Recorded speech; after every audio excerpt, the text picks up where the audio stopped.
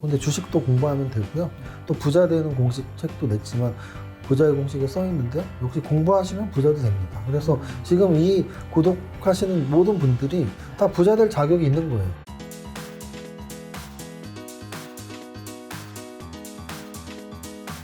오늘 주제는 바로 슈퍼개미의 실전 투자편입니다.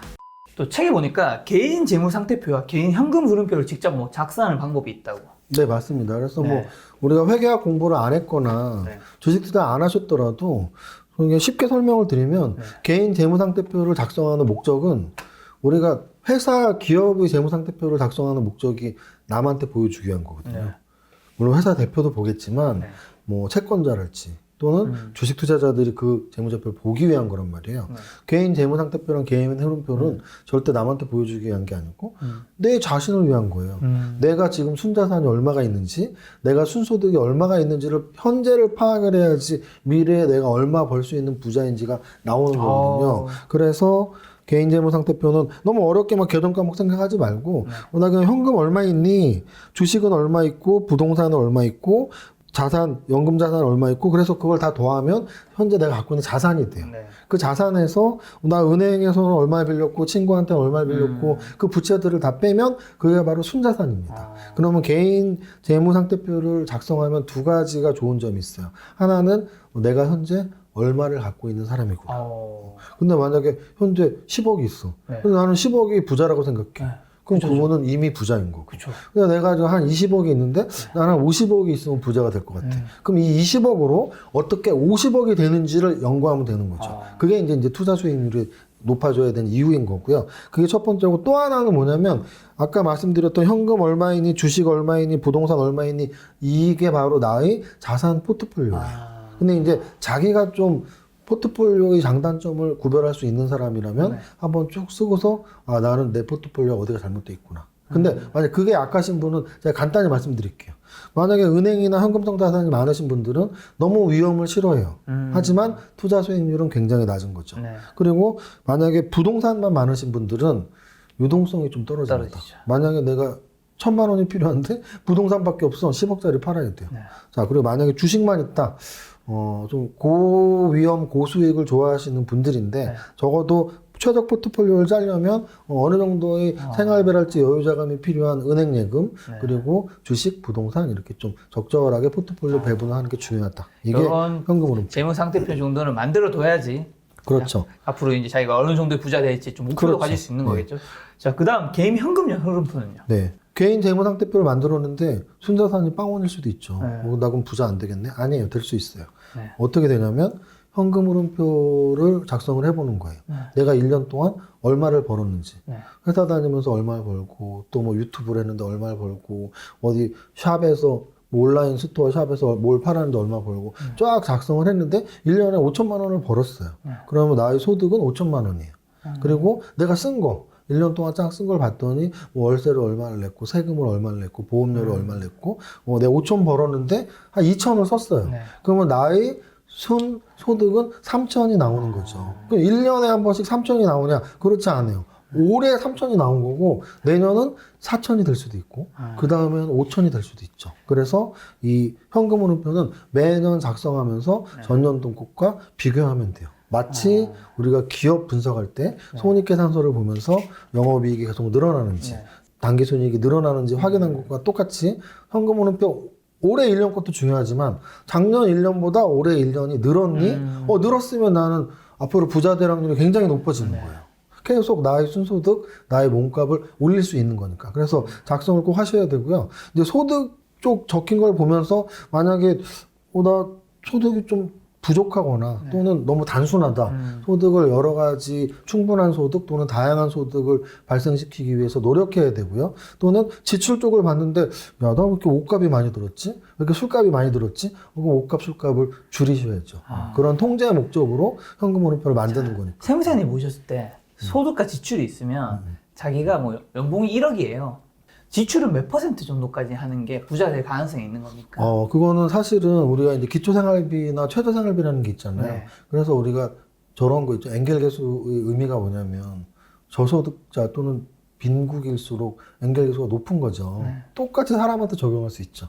만약에 연봉이 나 2천인데 그럼 진짜 거의 다 쓸 수도 있죠. 네. 정말 아끼고 뭐 1,000만 원 이상은 쓰겠죠. 한 달에 100만 원 이상 써야 되니까. 근데 만약에 연봉이 나 1억이야. 네. 1억 다 쓰면 정말 과소비하는 거죠. 그쵸. 누구는 2천만 원으로 사는데 누구는 1억으로 살면 사실은 5배 과소비하는 건 맞거든요. 물론 소득 수준이 높아짐에 따라서 생활 수준이 높아지고 네. 소비 수준이 높아지겠지만 네. 그렇게 번 대로 다 쓰다가는 사실은 돈을 모으고 부자가 되는 건 낮으니까 네. 제가 보기에는 적어도 생활비의 비율을 봤을 때 나의 소득에서 50%가 안 넘어야지 그래도 시드머니를 모을 자격이 있지 않나. 물론 이거는 어느 정도 연봉이 좀 이상 되는 분들이지 나는 정말 조금밖에 못 버는데 그러면 사실 많이 모으기 쉽지 않죠. 자, 그러면 하나 더. 보통 남자들은 자동차를 좀 좋아하잖아요. 그렇죠. 그래서 인터넷 찾아보면 연봉에 맞추면 자동차도 안내해주잖아요. 자기가 뭐 연봉이 뭐 6천이면 뭐 아반떼를 타야 된다, 뭐 소나타를 타야 된다, 아니면 뭐 연봉 1억이면 뭐 BMW 살 수 있다 이런 얘기 하잖아요. 세무사님은 어떻게 생각하세요? 연봉이 몇 % 정도의 자동차를 사는 게 우리 20, 30대에게 좀 적합하다고 보세요? 제가 사실 제 자동차에 얽힌 여담을 하고 말씀드릴까요? 네. 이거는 제 과거 역사기 때문에 네. 혹시 뭐 어떤 분들에게 울림이 될 수도 있으니까 네. 저는 제일 처음 탔던 차가 엘란트라였어요. 엘란트라. 근데 그 엘란트라는 사실은 우리 와이프가 네. 타던 차였어요. 네. 근데 이제 제가 그때 한번 결혼을 했었는데 어렵게 결혼하면서 그 차를 이제 수원에서 여의도 출퇴근할 때 이렇게 매일 타고 다니지는 못했지만 뭐 가끔 주말에도 타고. 근데 이제 제가 굉장히 빨리 돈을 벌었다 그랬잖아요. 네. 굉장히 빨리 돈을 벌었을 때 첫 차가 소나타였습니다. 왜냐하면 엘란트라보다 더 좋은 차를 타고 싶었거든요. 네. 바로 한 칸 위인 소나타를 탔어요. 네. 현대차를. 근데 또 돈을 계속 더 버는 거예요. 네. 그래서 바로 차를 뭐 한 1년 좀 있다 바꿨습니다. 그랜저로 바꿨습니다. 왜냐면 소나타보다 더 좋은 차인 그랜저를 타고 네. 싶었어요. 그리고 나서 또 몇 년 타다가 SM525V인가 뭐 한번 탔었고, 그리고 나서 에쿠스를 탔어요. 네. 저희가 그렇게 차를 한 칸씩 올렸던 건 그게 제 나름대로의 보람과 성취감이었던 것 같아요.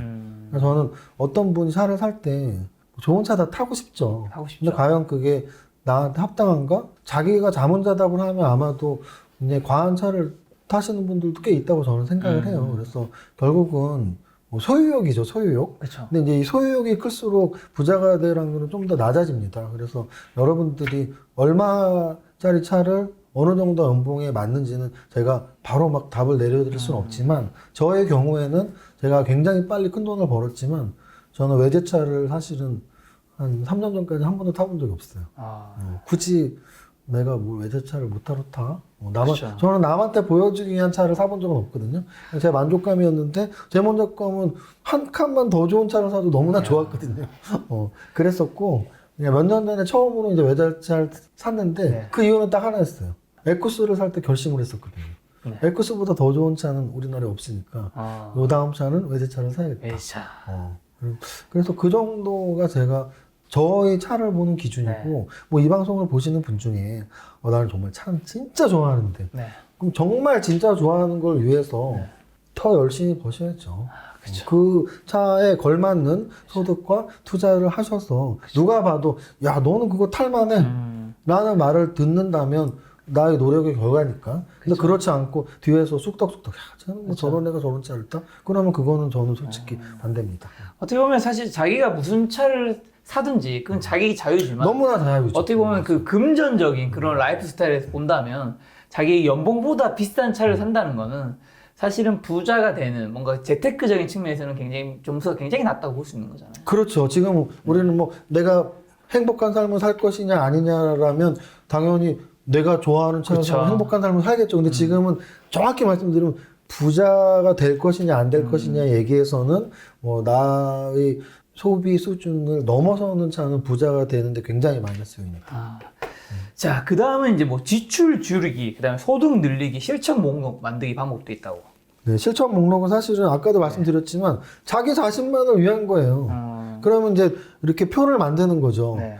술 안 먹기, 담배 안 피기, 5단상 이래갖고 그 표를 만들어서 실행했는지 안 했는지 OX를 하는 거예요. 그러니까 어렵게 생각하지 않으시면 돼요. 우리 예전에 어렸을 때 초등학교 때 방학 때 일일 계획표 같은 거예요. 네. 아침에 몇 시에 일어나고, 몇 시에 탐구 생활하고, 몇 시에 책 읽고, 몇 시에 밥 먹고, 몇 시에 자고, 일기 쓰고, 그거랑 똑같이, 나는 오늘 하루에 뭐를 썼니, 안 썼니? 그래서 그걸 계속 지켜나가도록. 그러니까 적어도 난 이 소비는 안 해야 돼라는 목록을 만드는 거죠. 지출 통제 목록을.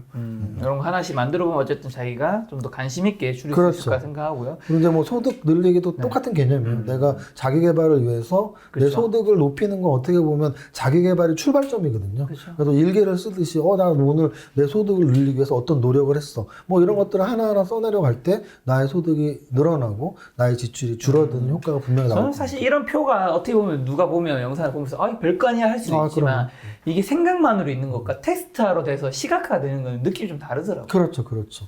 분명한 건 실천 목록인 거예요. 그렇죠. 말이 아니고 직접 자기가 써보는 거다. 네. 자, 그 다음은 뭐 투자 잘하기, 투자 노트 만들기도 있다고.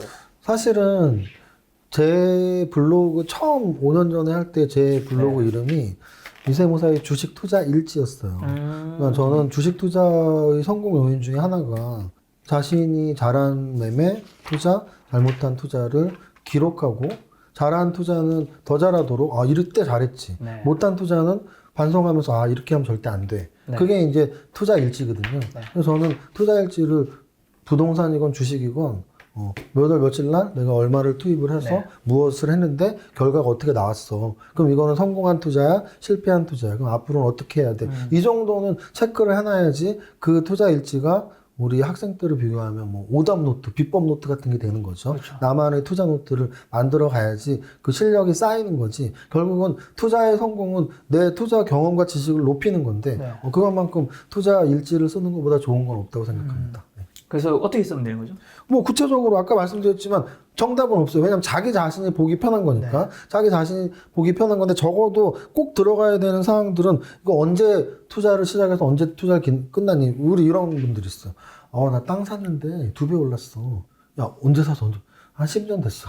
뭐 이런 거죠. 그러니까 투자는 기간이 굉장히 중요해요. 10년 동안 2배가 됐냐? 1년 동안 2배가 됐냐? 그래서 기간은 반드시 써줘야 되고요. 그 다음에 이제 뭘 샀니? 근데 뭘 사는 것도 좀 구체적으로 써주면 좋고요. 그리고 나서 얼마치를 샀니?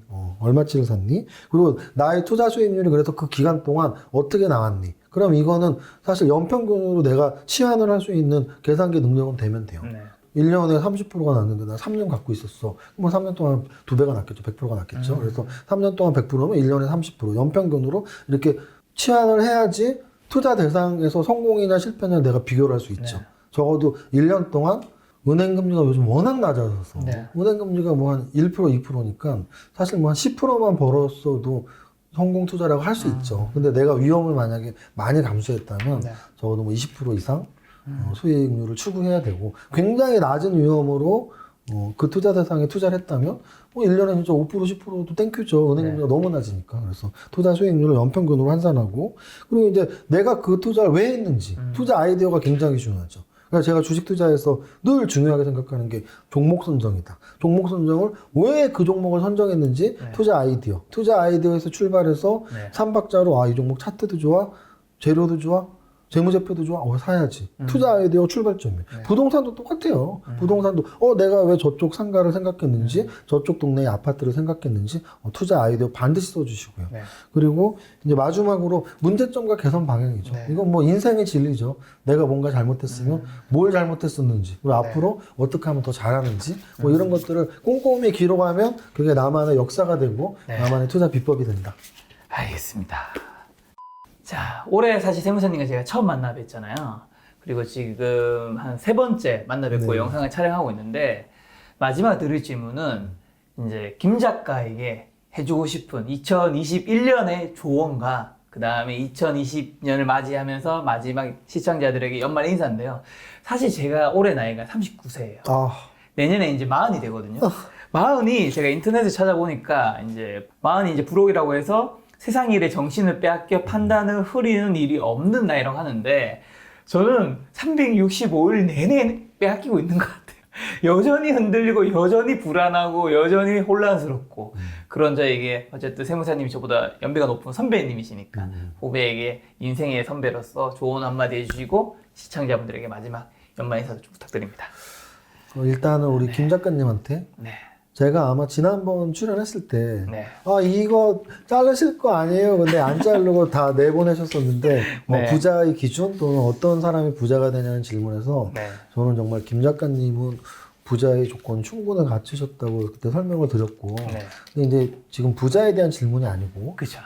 40, 나이에 대한 얘기잖아요. 네. 그럼 제가 이제 그래도 한 10년 가깝게 더 산 사람으로서, 저도 똑같아요. 저도 20에서 30 될 때, 30에서 40 될 때, 뭐 이런 기억들이 있어요. 네. 그런데 30에서 40 될 때는 어떤 느낌이었냐면, 진짜 내 거가 뭔가가 이루어졌어야만 할 나이라는 느낌. 그쵸. 그리고 약간 앞으로 얼마나 큰 성장이랄지 이런 건 크게 이제 없을 수도 있는 나이라는 생각도 들고, 네. 이미 많이 해놨어야 되는데, 네. 뭐 이런 생각도 사실 들어요. 맞아요. 근데 아까 말했던 40이 부록인데 뭐 흔들리지 않는 나이? 근데 그거는 우리 예전 선조들이 얘기잖아요. 네. 그때는 평균 수명이 50, 60이었을 거예요.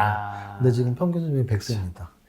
그러면 어찌 보면 네. 평균 수명 50대와 평균 수명 100대는 절반으로 줄여야죠. 네. 그럼 지금 사실은 40이 아니고 이제 20이 되는 거예요. 네. 그래서 저는 그렇게 생각을 해요. 정말 40이면 다 이루어야 되고 뭐 흔들리지 않아야 돼? 저는 전혀 그렇지 않다고 생각을 하고요. 네. 여태까지 하신 대로 쭉 하시면 충분해라는 말을 하고 싶어요. 왜냐면 잘 못 해오고 있는 분들도 분명히 있죠. 그쵸. 좀 잘 못 해오고 있는 분들은 어떤 반성을 하고 변화를 깨하고 해야 되겠지만 네. 저는 김 작가님의 이런 프로페셔널한 일 처리나 이런 업무 태도를 이렇게 좀 옆에서 보면서 네. 일에 대해서는 저는 진짜 조언할 건 전혀 없다고 보고요. 늘 우리가 말하는 아까 제가 돈 주고 못 사는 얘기들을 했잖아요. 인간관계, 뭐 건강. 주변에 뭐 건강하시고 또 뭐 주변에 좋은 분들하고 이렇게 좋게 어울리시고 행복하시고 이런 게 오히려 김 작가님이 걱정해야 되는 게 아닌가. 저는 김 작가님이 지금 39에서 40이 된다고 네. 뭐 전혀 뭐 다른 일이 생길 일은 없고 오히려 지금보다 더 잘 되는 일만 남아있지 않나 생각을 합니다. 그래서 좋은 덕담으로 말씀드린다면 아마 올해 어느 정도 이루신 느낌이 드실 수 있는데 그거보다 내년에 훨씬 많은 일들이 잘 되시지 않을까 생각합니다. 알겠습니다. 시청자분들한테 좀 연말 마지막 인사 한번 부탁드리겠습니다. 저는 김작가 TV에 처음에 나왔을 때 그런 생각을 했어요. 진짜 되게 이 구독자분들이 이 재테크도 좋아하시고 이게 댓글을 보면 알잖아요. 네네. 댓글을 되게 길게 정성껏 쓰시는 분들이 많더라고요. 그래서 진짜 김작가 TV 구독자님들이 이 채널에서 많은 것을 배우고 얻는구나. 근데 제가 주식 강연회를 하거나 또 책을 3권을 썼는데 대부분의 머릿말에 뭐라고 써놓냐면 공부하시라고. 공부하시면 다 된다고. 근데 주식도 공부하면 되고요. 또 부자 되는 공식 책도 냈지만 부자의 공식에 써 있는데 역시 공부하시면 부자도 됩니다. 그래서 지금 이 구독하시는 모든 분들이 다 부자 될 자격이 있는 거예요. 너무나 이 방송을 열심히 공부하고 있고 저는 사실은 이렇게 검색 같은 거 좀 해봤는데 김작가 TV 보시면서 그걸 막 블로그에 블로그 엄청 많이 올리시더라고요. 요약하고 이런 분들 정말 많더라고요. 네. 그러면 그분들은 2번, 3번 복습한 거거든요. 그리고 제가 늘 공부해서 제일 중요한 건 읽는 것보다 쓰는 거, 듣는 것보다 말하는 거라는 말을 많이 하는데 그런 분들이 막 댓글에도 막 정리하고 뭐 블로그에도 정리하고 다 자격이 있는 분들입니다. 그래서 우리 구독자 여러분들 하여간 공부 계속 열심히 하시면 원하시는 부자의 꿈 분명히 실현할 수 있고요. 저도 소위 흑수저 출신인데 저도 공부 열심히 해서 이뤘습니다. 그리고 여러분들의 꿈을 언제나 응원합니다. 파이팅!